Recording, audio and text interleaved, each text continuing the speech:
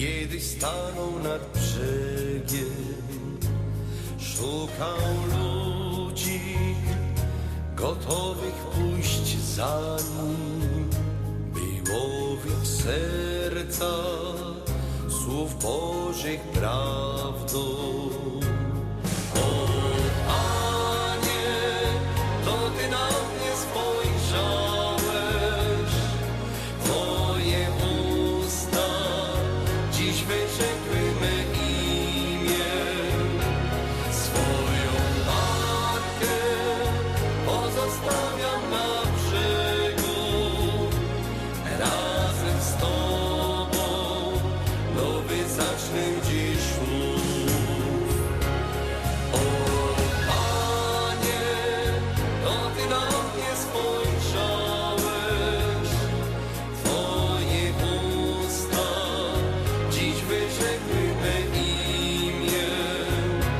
Swoją markę pozostawiam na brzegu, razem z Tobą nowy zacznę dziś lów. Jestem ubogim człowiekiem, moim skarbem są ręce gotowe do pracy z Tobą i czyste serce. Z tej ziemi, z tej naszej ziemi, na tron Piotrowy przyszedł biskup Karol na miłość do Boga i ludzi gotowych. Królował na tronie przez wiele lat. Wielką jego dobroć poznał cały świat.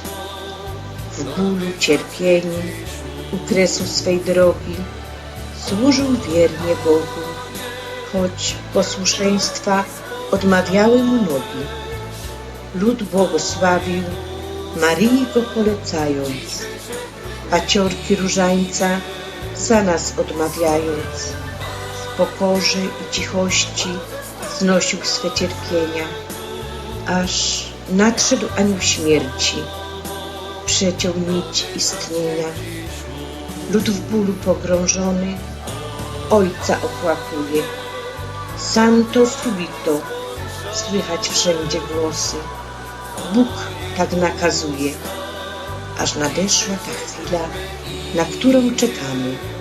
Jana Pawła II beatyfikację już mamy.